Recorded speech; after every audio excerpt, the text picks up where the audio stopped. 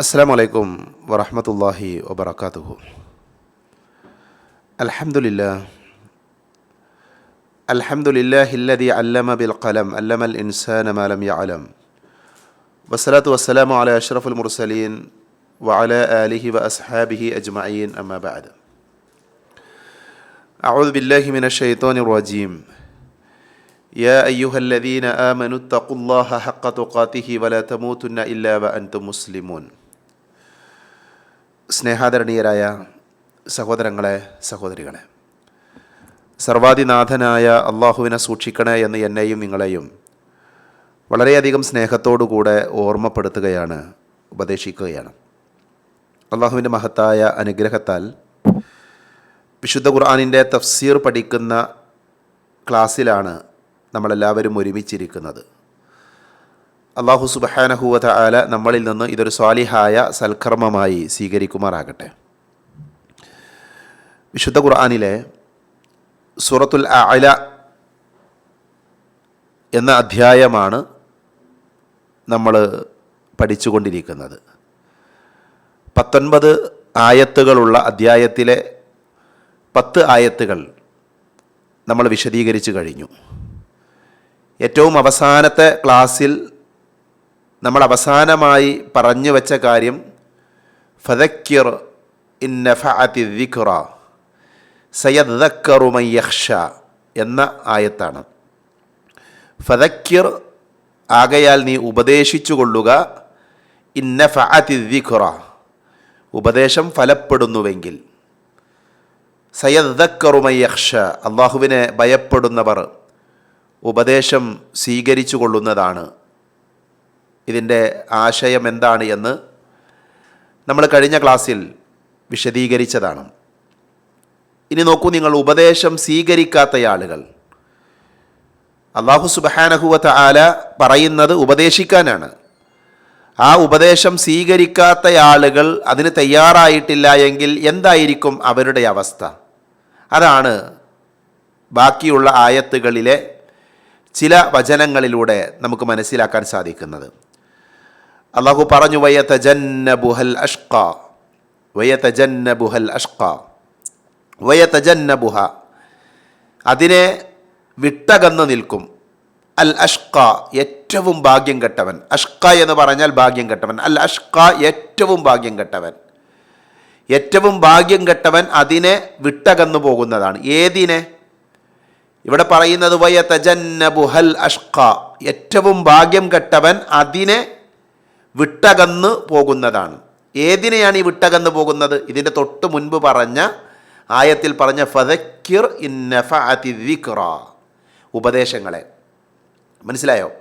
ഉപദേശങ്ങളെ, താക്കീതുകളെ, മുന്നറിയിപ്പുകളെ അതിനെ വിട്ടകന്നു പോകും. ആര്? ഏറ്റവും ഭാഗ്യം കെട്ട ആളുകൾ. ഇവിടെ ചില കാര്യങ്ങൾ നമ്മൾ മനസ്സിലാക്കേണ്ടത്. ആരാണ് ഈ അഷ്ഖ എന്ന് പറഞ്ഞാൽ? ഏറ്റവും ഭാഗ്യം കെട്ടവൻ എന്ന് പറഞ്ഞാൽ ആരാണ്? നോക്കൂ നിങ്ങൾ, ഇവിടെ തന്നെ അള്ളാഹു പറയുന്നത് വയതജന്നബുഹ അകന്നു നിൽക്കുന്നവൻ, അല്ലേ? അതിനെ വിട്ട് വെടിഞ്ഞു നിൽക്കും. ഏതിനെ? ഉപദേശങ്ങൾ സ്വീകരിക്കാത്തവർ. അവരാരാ? അവർ ഭാഗ്യം കെട്ടവരാണെന്നാണ്.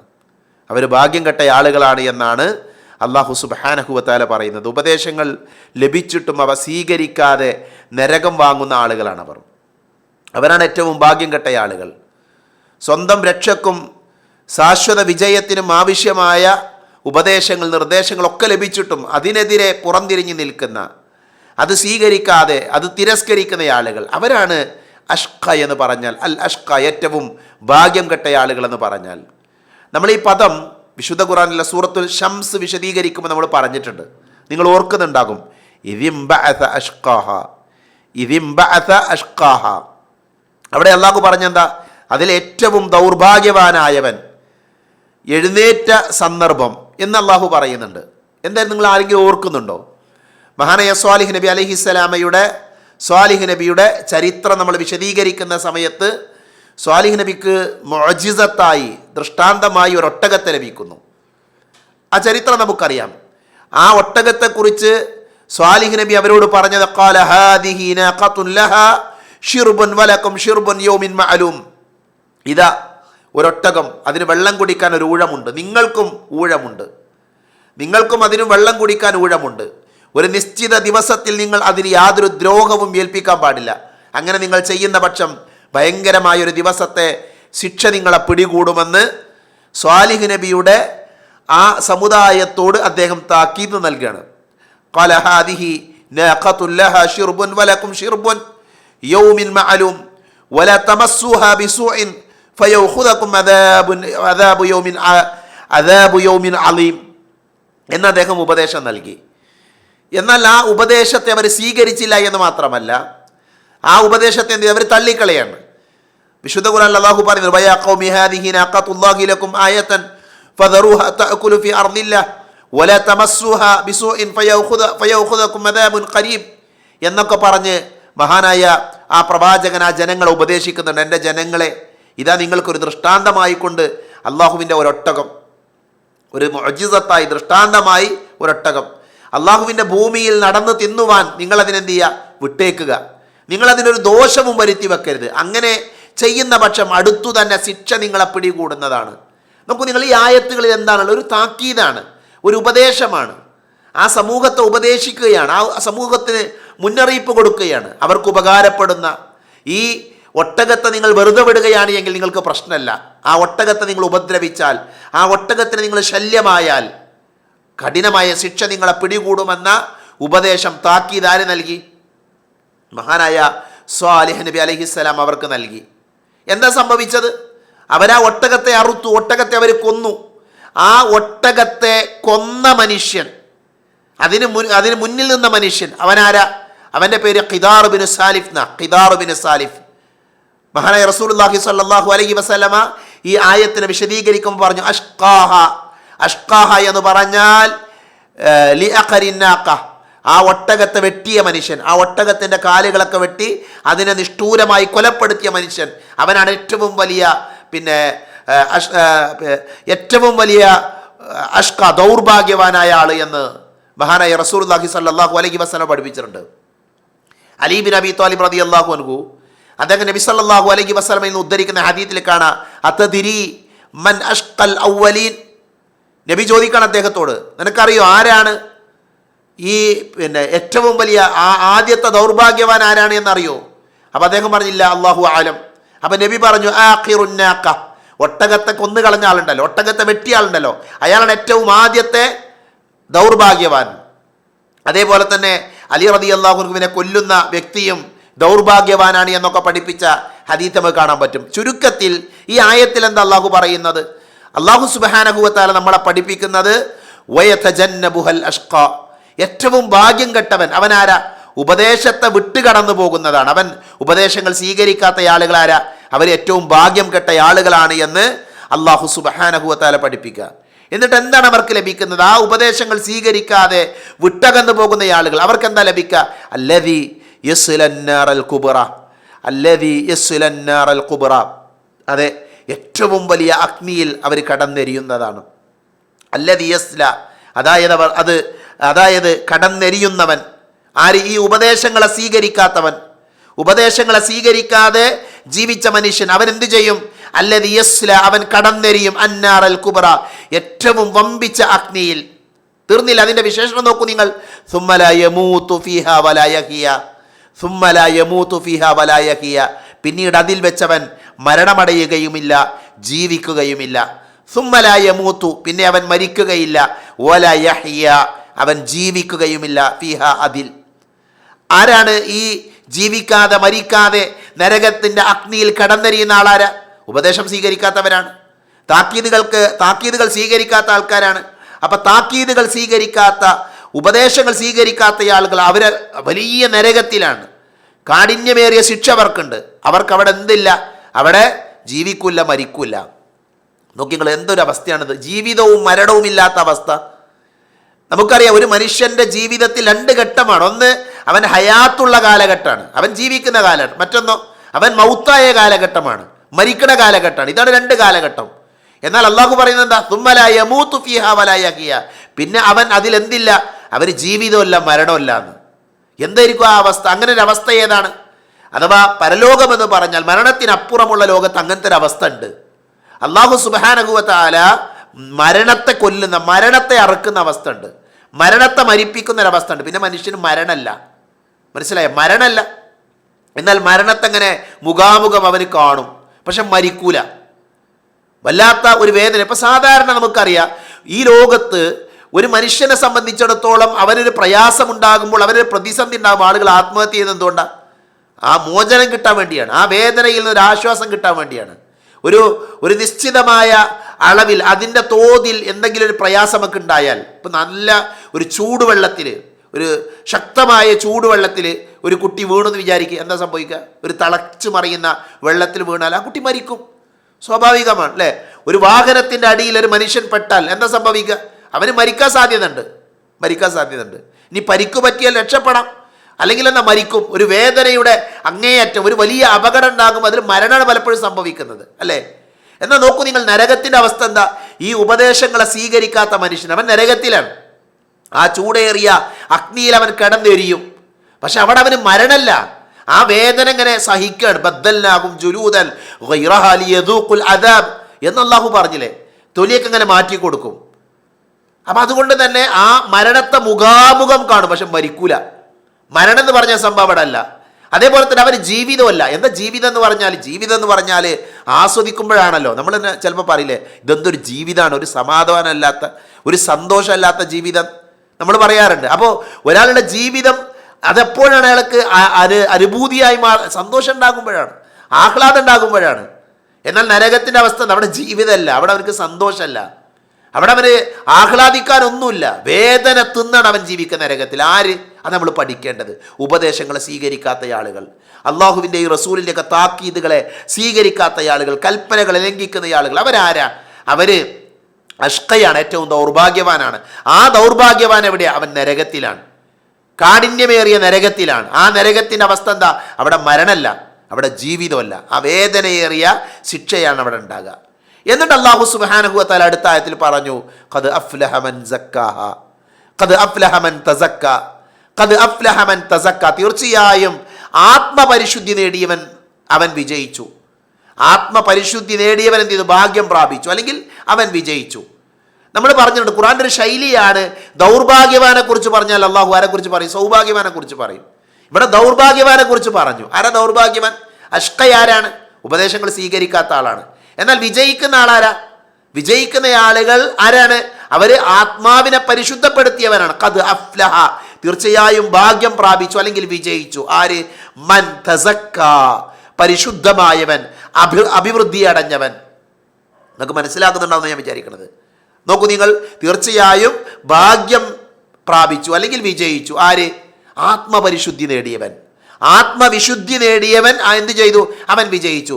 വദക്കറ സ്മ റബ്ബിഹി ഫസല്ല, വദക്കറ സ്മ റബ്ബിഹി ഫസല്ല, തൻ്റെ രക്ഷിതാവിൻ്റെ നാമം സ്മരിക്കുകയും എന്നിട്ട് നമസ്കരിക്കുകയും ചെയ്തവൻ. ആരാണ് ഈ ആത്മവിശുദ്ധി നേടിയവൻ? ആരാണ് പരിശുദ്ധി വിജയം വരിച്ച ആളാരാ? അവനാരാ? വദക്കറ സ്മ റബ്ബിഹി, തൻ്റെ റബ്ബിൻ്റെ നാമം സ്മരിക്കുകയും എന്നിട്ട് നമസ്കരിക്കുകയും ചെയ്തവൻ. ഈ ആയത്തിനെ വിശദീകരിക്കുമ്പോൾ മുഫസ്സിറുകൾ പറഞ്ഞൊരു വാചകൻ. മുഫസ്സിറുകൾ പറഞ്ഞത്, ഇപ്പം നോക്കൂ നിങ്ങൾ, ഇതിൽ രണ്ടാമത്തെ ആയത്തിൽ പറയുന്നത് വദക്കറ സ്മ റബ്ബിഹി ഫസല്ല, വദക്കറ സ്മ റബ്ബിഹി, തൻ്റെ റബ്ബിനെ സ്മരിക്കുക. റബ്ബിനെ സ്മരിക്കുക എന്ന് പറഞ്ഞാൽ എന്താ?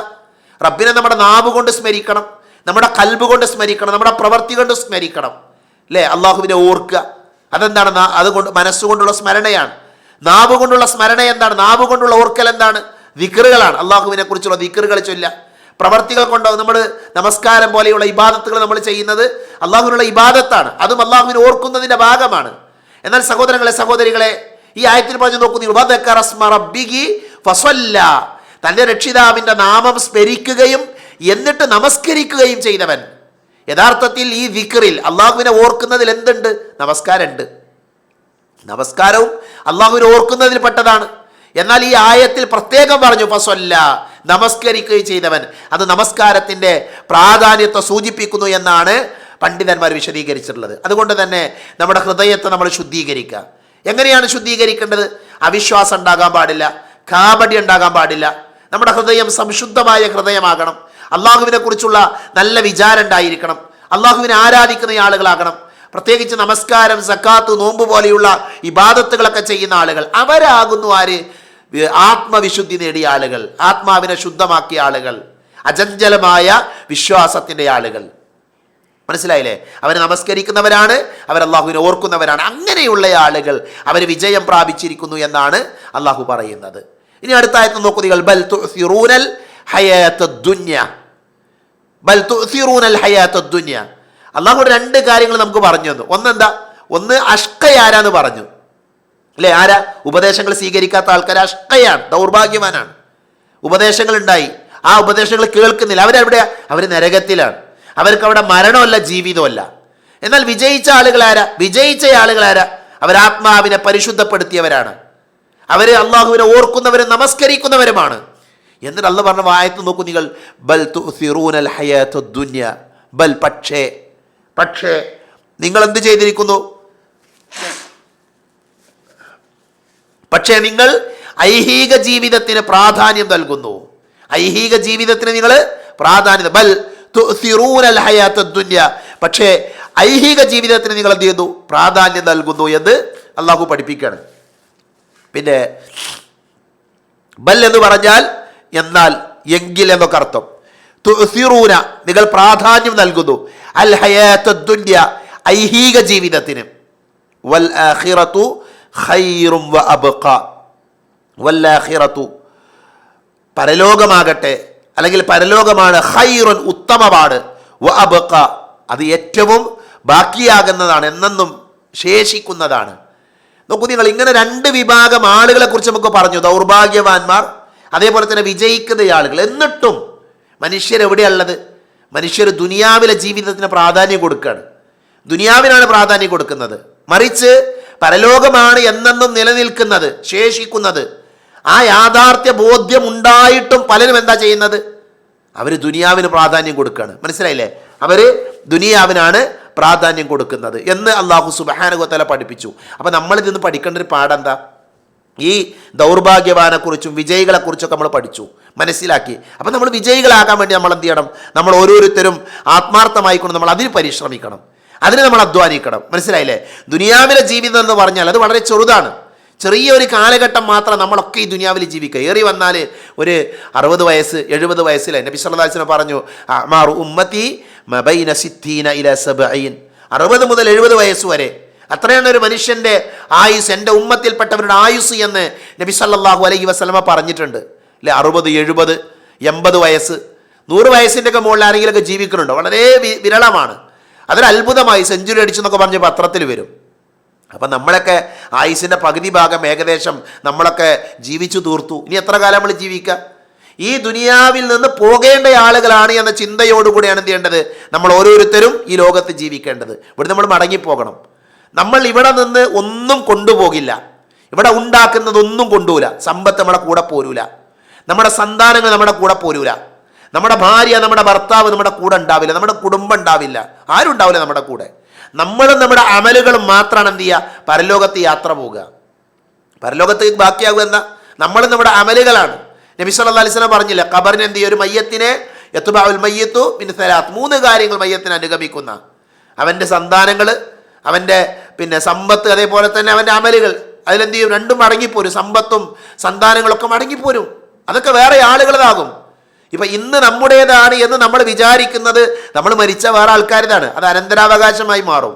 അതുകൊണ്ട് തന്നെ ദുനിയാവിലെ ജീവിതം എന്ന് പറഞ്ഞാൽ അത് നശ്വരമാണ്, അത് ശാശ്വതമല്ല എന്ന് എന്ത് ചെയ്യണം? നമ്മൾ മനസ്സിലാക്കണം. അതാണ് അല്ലാഹു പറയുന്നത്, ബൽ തുസിറൂനൽ ഹയാത്തദ് ദുനിയ വൽ ആഖിറതു ഖൈറും വ അബ്ഖ. എന്നാൽ നിങ്ങൾ എന്ത് ചെയ്യുന്നു? ദുനിയാവിലെ പക്ഷേ നിങ്ങൾ ഐഹിക ജീവിതത്തിന് പ്രാധാന്യം കൊടുക്കുകയാണ്. അതിനർത്ഥം ദുനിയാവ് വേണ്ടാന്നൊന്നുമല്ല, ദുനിയാവിൽ ജീവിക്കാം. വലതൻസ നസീബക മിനദ് ദുനിയ, ദുനിയാവിനെ നീ മറന്നു കളയണ്ട എന്ന് അള്ളാഹു പഠിപ്പിച്ചിട്ടുണ്ട്. ഈ ദുനിയാവ് അള്ളാഹു വിശ്വാസികൾക്ക് നൽകിയത് തന്നെയാണ്. ഈ ദുനിയാവിലെ ആസ്വാദനങ്ങൾ വിശ്വാസികൾക്കുള്ളതാണ്. അള്ളാഹുവിനെ അനുസരിച്ച് ജീവിക്കുന്ന ആളുകൾക്ക് എല്ലാത്തിലും ആസ്വാദനം ഉണ്ടാകും. അവൻ്റെ കുടുംബജീവിത ആസ്വാദനമായിരിക്കും, അവൻ്റെ സംസാരങ്ങൾ ആസ്വാദനമായിരിക്കും. കാരണം എന്താ? അവൻ തെറി പറയില്ല. നിങ്ങളൊന്ന് ആലോചിച്ച്, ഒരു മോശമായ വാക്കുകൾ പറയുന്ന, ഹറാമുകൾ ചെയ്യുന്ന ആളുകൾക്ക് എന്ത് സന്തോഷമുള്ളത്? ഹറാമ് ചെയ്യുന്നത് സന്തോഷത്തോടു കൂടിയാ? ഹറാമ് ചെയ്യുന്ന ആളുകൾ ഒരു തെളിഞ്ഞ മനസ്സോടു കൂടി ഹറാമ് ചെയ്യാം.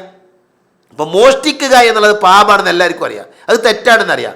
മോഷ്ടിക്കുന്ന മനുഷ്യൻ അതിൽ എന്താ ആനന്ദം ഉള്ളത്?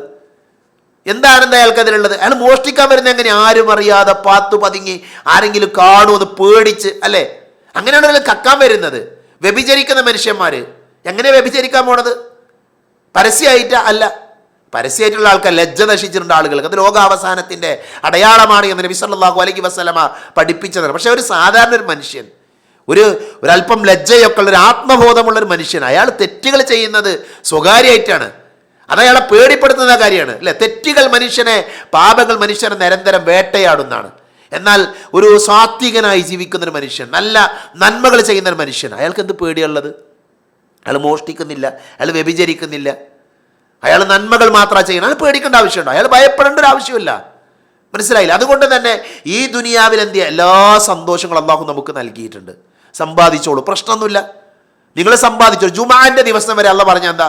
നിങ്ങൾ ജുമാ നമസ്കരിച്ചു കഴിഞ്ഞാൽ ഫന്തശിറൂ ഫിൽ അർദ്, ഭൂമിയിൽ നിങ്ങൾ വ്യാപൃതരായിക്കോളൂന്നാ. എന്തിനാ? സമ്പാദിക്കാൻ വേണ്ടി, കച്ചവടത്തിലൊക്കെ വ്യാപൃതരാകാൻ വേണ്ടിയിട്ടാ. മനസ്സിലായില്ലേ? അപ്പൊ സമ്പാദിക്കാം. അതേപോലെ തന്നെ നല്ല വസ്ത്രം ധരിക്കാം, നല്ല ഭക്ഷണം കഴിക്കാം, അതിനൊന്നും പ്രശ്നമല്ല. പക്ഷെ എന്താകരുത്? അമിതമാകരുത്. വല തുസ്രിഫു, നിങ്ങൾ എന്ത് ചെയ്യാൻ പാടില്ല? അമിതമാകാൻ പാടില്ല എന്ന് അല്ലാഹു സുബ്ഹാനഹു വ തആല ഇത് പഠിപ്പിച്ചിട്ടുണ്ട്. അപ്പം അതുകൊണ്ട് തന്നെ ദുനിയാവ് മറക്കണം എന്നല്ല, പരലോകം മറക്കാതിരിക്കുക. അതാണ് ഈ ആയത്തിൽ നിന്ന് നമ്മൾ പഠിക്കേണ്ട പാഠം. ഇനി നോക്കൂ നിങ്ങൾ, അടുത്ത ആയത്ത് എന്താ? ഇന്ന ഹാദാ ലഫി സുഹുഫിൽ ഊല. ഇന്ന ഹാദാ ലഫി സുഹുഫിൽ ഊല. ഇന്ന ഹാദാ, നിശ്ചയമായും ഇത്, ലഫി സുഹുഫി, ഏടുകളിൽ തന്നെ ഉണ്ട്, അൽ ഊല, ആദ്യത്തെ. ഊല എന്ന് പറഞ്ഞാൽ ഒന്നാമത്തെ അല്ലെങ്കിൽ ആദ്യത്തെ, പൂർവ. അപ്പോൾ നിശ്ചയമായും ഇത് ആദ്യത്തെ ഏടുകളിൽ തന്നെയുണ്ട്. രണ്ട് തഫ്സീറുകൾ പണ്ഡിതന്മാർ ഇതിന് പറഞ്ഞു. ഇത് എന്നുള്ളതുകൊണ്ട് ഉദ്ദേശിക്കണ ഏതാ? ഇവിടെ പറഞ്ഞല്ലോ നിശ്ചയമായും ഇത് ഏതാണ്? ഇപ്പോൾ പറഞ്ഞില്ലേ, ഖദ് അഫ്ലഹ മൻ തസക്ക വദക്കറ സ്മ റബ്ബിഹി ഫസല്ല എന്നൊക്കെ പറഞ്ഞില്ലേ, ആ വിജയിക്കുന്ന ആളുകൾ. അതേപോലെ തന്നെ പിന്നെ അതുമായി ബന്ധപ്പെട്ട ഉപദേശങ്ങളുണ്ട്. ആ കാര്യങ്ങളൊക്കെ മുൻപ് കഴിഞ്ഞു പോയ വേദഗ്രന്ഥങ്ങളിൽ ഉണ്ട്. അതാണ് പറയുന്നത്. മുൻപ് കഴിഞ്ഞു പോയ ഖുർആനിന്റെ പുറമെയുള്ള വേദഗ്രന്ഥങ്ങളുണ്ട്. അതാണ് അടുത്ത ആയത്ത്. സുഹ്ഫി ഇബ്രാഹിമ വ മൂസ, അതായത് ഇബ്രാഹിമിൻ്റെയും മൂസയുടെയും ഏടുകളിൽ, ഇബ്രാഹിമിൻ്റെയും മൂസയുടെയും ഏടുകളിൽ ഈ പറഞ്ഞ കാര്യങ്ങളൊക്കെ ഉണ്ട്. ചില ആളുകൾ പറഞ്ഞു ഈ അധ്യായത്തിൽ പറഞ്ഞ മുഴുവൻ കാര്യങ്ങളും, ഈ അധ്യായത്തിൽ ചർച്ച ചെയ്ത കാര്യങ്ങളൊക്കെ ഇവിടെ ഉണ്ട്. അതൊക്കെ മുൻപുള്ള വേദഗ്രന്ഥങ്ങളിലുണ്ട്. രണ്ടതായാലും ശരിയാണ്, രണ്ടായാലും അതിൽ പ്രശ്നങ്ങളൊന്നുമില്ല. മനസ്സിലായില്ലേ? ഈ പഠിപ്പിച്ച കാര്യങ്ങളൊക്കെ മുമ്പുള്ള പ്രവാചകന്മാർ എന്ത് ചെയ്തിട്ട് പഠിപ്പിച്ചിട്ടുണ്ട്. അവരും അവരുടെ ജനങ്ങൾക്ക് നൽകിയ താക്കീതുകളാണ്. നന്നായി ജീവിക്കണം, തിന്മകളിൽ നിന്ന് അകന്നു നിൽക്കണം എന്നൊക്കെ അവർ നൽകിയ താക്കീതുകളാണ്. അതുകൊണ്ട് തന്നെ നമ്മൾ മനസ്സിലാക്കേണ്ടത്, ഈ അധ്യായം ഇവിടെ അവസാനിക്കുമ്പോൾ 19 ആയത്തുകൾ 3 ക്ലാസ്സുകളിലൂടെ നമ്മൾ പഠിച്ചു. ഈ അധ്യായം നമ്മളെ പഠിപ്പിക്കുന്ന കുറേ കാര്യങ്ങളുണ്ട്. ഇതിൻ്റെ തുടക്കം തന്നെ നമുക്കറിയാം, സബ്ബിഹിസ്മ റബ്ബിക്കൽ അഅല, സബ്ബിഹിസ്മ റബ്ബിക്കൽ അഅല, നിന്റെ അത്യുന്നതനായ രക്ഷിതാവിൻ്റെ നാമത്തെ നീ എന്ത് ചെയ്യണം? പ്രകീർത്തിക്കണം. അതേപോലെ തന്നെ അല്ലദീ ഖലഖ ഫസവ്വ, അവനാരാ? അവനെ സൃഷ്ടിച്ച് ശരിപ്പെടുത്തിയവനാണ്. വല്ലദീ ഖദ്ദറ ഫഖദ, വ്യവസ്ഥ നിർണയിച്ച് മാർഗദർശനം നൽകിയവനാണ്. വല്ലദീ അഖ്റജൽ മർഅ, മേച്ചിൽ സ്ഥാനങ്ങളെ ഉൽപ്പാദിപ്പിച്ചവനാണ്. ഫജഅലഹു ഗുസാഅൻ ലഹുവ, എന്നിട്ട് അതിനവൻ ഇരുണ്ട ചാമ്പൽ വർണ്ണമുള്ളതായ ചവറാക്കി തീർക്കുകയും ചെയ്തു. അങ്ങനെയുള്ള നിന്റെ റബ്ബിൻ്റെ നാമം നീ എന്ത് ചെയ്യണം? വാഴ്ത്തണം, തസ്ബീഹ് നടത്തണം. അപ്പോൾ ഈ അധ്യായം അള്ളാഹുവിനെ ഓർക്കാൻ, അള്ളാഹുവിനെ സ്മരിക്കാൻ, പ്രത്യേകിച്ച് സുബ്ഹാനല്ലാഹ് എന്നുള്ള തസ്ബീഹ് വർദ്ധിപ്പിക്കാൻ നമ്മളെ പഠിപ്പിക്കുന്നുണ്ട്. എന്നിട്ട് പറഞ്ഞ എന്താ?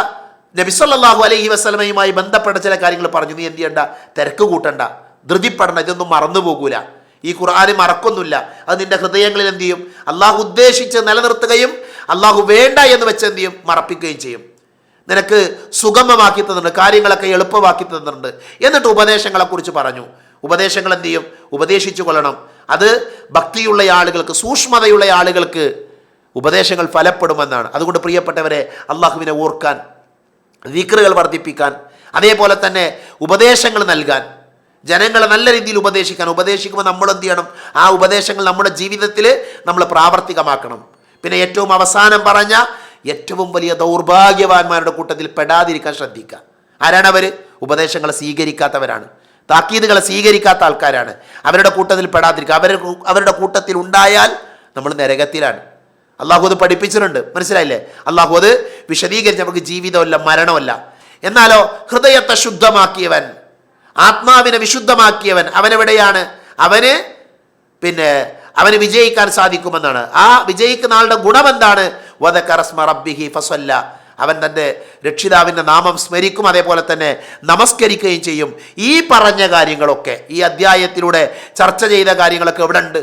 അത് ഖുർആനിൻ്റെ മുമ്പുള്ള വേദഗ്രന്ഥങ്ങൾ, ഇബ്രാഹിം നബിക്ക്, മൂസാ നബിക്ക്, അതേപോലെ തന്നെ ഈസാ നബിക്ക്, പ്രവാചകന്മാർക്ക് വേദഗ്രന്ഥം നൽകിയ ആളുകളുണ്ട്, ഏടുകൾ നൽകിയ ആളുകളുണ്ട്. ഇൻഷാ അല്ലാഹ് അത് മറ്റു ചില അധ്യായങ്ങൾ പഠിക്കുമ്പോൾ നമുക്ക് ചർച്ച ചെയ്യാം. എന്തായാലും ഈ അധ്യായത്തിൽ നിന്നുള്ള പാഠങ്ങളെല്ലാം ഉൾക്കൊള്ളുകയും നമ്മുടെ ജീവിതത്തിൽ അവ നമ്മൾ നിലനിർത്തുകയും ചെയ്യുക. അല്ലാഹു സുബ്ഹാനഹു വ തആല കാര്യങ്ങൾ കൃത്യമായി പഠിക്കാൻ, മനസ്സിലാക്കാൻ, അതനുസരിച്ച് ജീവിക്കാൻ നമ്മെ എല്ലാവരെയും അനുഗ്രഹിക്കുമാറാകട്ടെ. അറിഞ്ഞുമറിയാതെയും നമ്മുടെ ജീവിതത്തിൽ സംഭവിച്ചു പോയ ചെറുതും വലുതുമായ എല്ലാ തെറ്റുകുറ്റങ്ങളും അല്ലാഹു പുറത്തു മാപ്പാക്കി തരുമാറാകട്ടെ. രോഗം കൊണ്ട് ബുദ്ധിമുട്ടുന്നവർക്ക് അല്ലാഹു ശിഫ നൽകുമാറാകട്ടെ. മരണപ്പെട്ടവർക്ക് അല്ലാഹു മഗ്ഫിറത്ത് നൽകി അനുഗ്രഹിക്കുമാറാകട്ടെ. അല്ലാഹുമ്മ ഗഫിർ ലിൽ മുഅ്മിനീന വൽ മുഅ്മിനാത്ത് വൽ മുസ്ലിമീന വൽ മുസ്ലിമാത്ത് അൽ അഹ്യാ മിൻകും വൽ അംവാത്ത്. അല്ലാഹുമ്മ അജിരിനാ മിനൻ നാർ, അല്ലാഹുമ്മ അജിരിനാ മിനൻ നാർ, അല്ലാഹുമ്മ أجرنا من النار. ربنا آتنا في الدنيا حسنة وفي الآخرة حسنة وقنا عذاب النار. ربنا تقبل منا إنك أنت السميع العليم. آمين آمين برحمتك يا أرحم الراحمين. وآخر دعوانا الحمد لله رب العالمين. السلام عليكم ورحمة الله وبركاته.